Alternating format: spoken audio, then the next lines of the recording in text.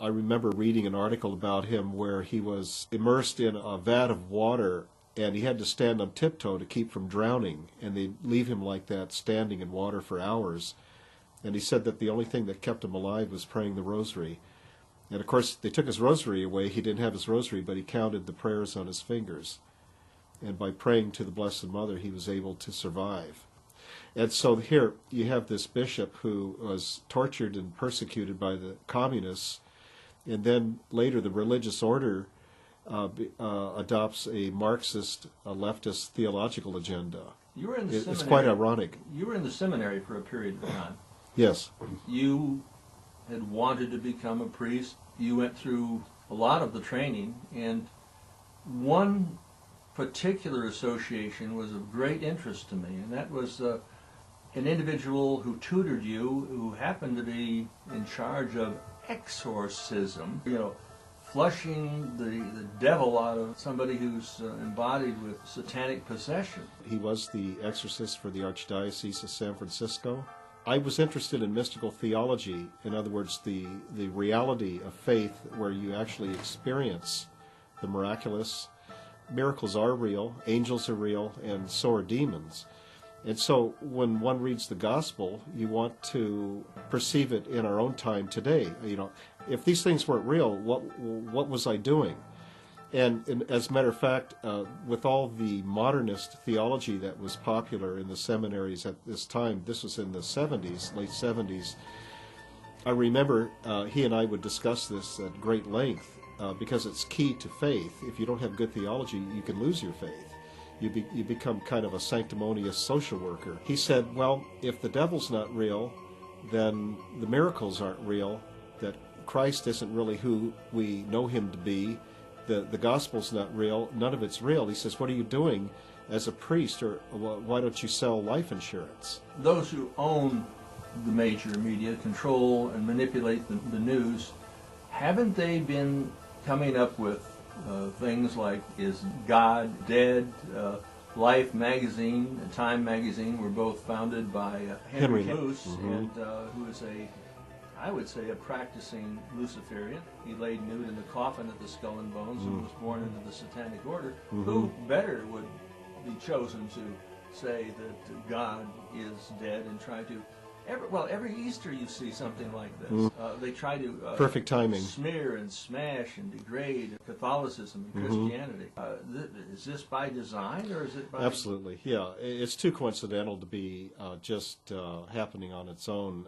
It's intended, it's orchestrated, and then there's a media blitz to offend everyone, like during Lent, before Easter. And it's blasphemy. How does the theology of General Albert Pike, practicing Luciferian, connect with Anton LaVey from the First Church of Satan in San Francisco and Aleister Crowley? Different denominations within the occult world. Just like in Christianity now, there isn't one single church as there was centuries ago. At one time there was just a Catholic Church for 15 centuries, and then with the Protestant Revolution, then the different denominations sprang up and split off from each other. The same thing in the occult world. The Luciferians are not Satanists specifically. In other words, they're two different denominations, but from the Christian viewpoint there's no difference at all. If you're worshiping Lucifer, or you say, well, I'm not a Luciferian, I'm a Satanist, or someone says, I'm a Satanist, not a Luciferian, I mean, it's a no-brainer for a Catholic or a serious Christian. But in the occult world, they make these distinctions.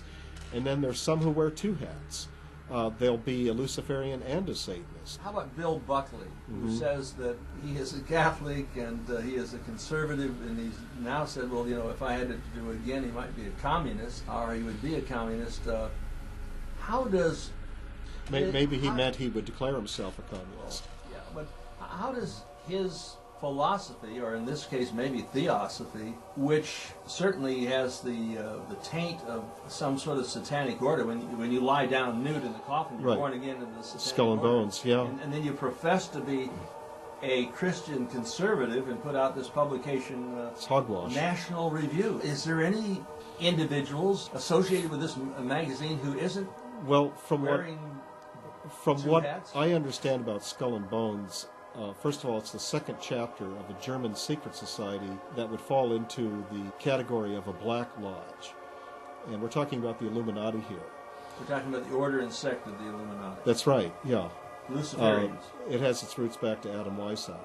The ritual and the, I guess you could say, the occult theosophy or theology or practice of initiation into Skull and Bones, from what I've read about it, from what I've been able to learn, and in reflecting on it, would be specifically satanic, especially when they have a patriarch, a Bones patriarch, and one of them was the former Supreme Court Justice Potter Stewart, who was dressed up as the devil one year during the initiation of the 15 candidates.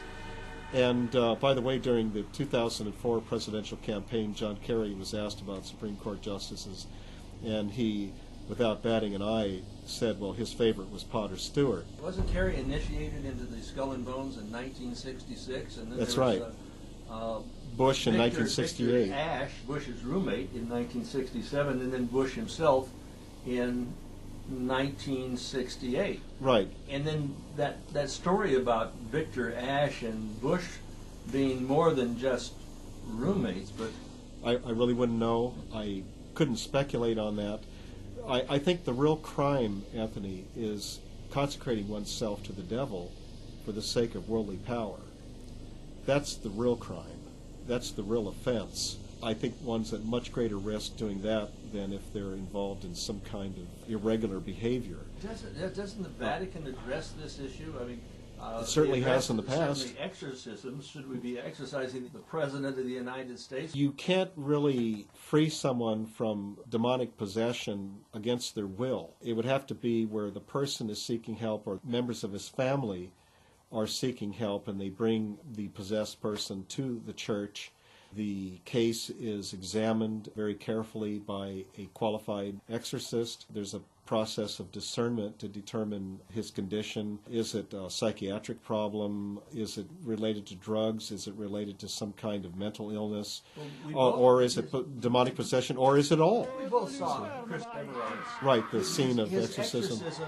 This is a real Yes, it life was. thing Yeah. in Italy. a Yeah. DVD that he put out called The Illuminati. That's right. Taken from my 3-volume series that I put out in 1967 called The Illuminati. CFR. You look at this and you've got to believe that this is for real. And Yeah, it is. It's unusual to see an actual case documented on film like that, where the general public has access to it. And it was 100% authentic. The priest was a Passionist priest, according to his garb, the cassock he was wearing. His explanation of the process of exorcism, and then the actual exorcism itself as he was praying over this possessed teenage girl, was all authentic, absolutely 100% authentic.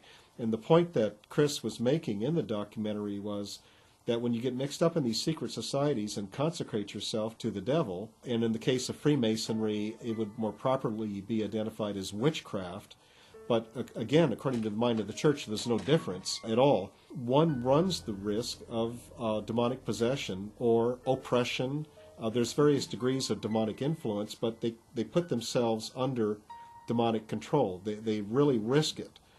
And in some cases, it could actually become a case of possession. when I asked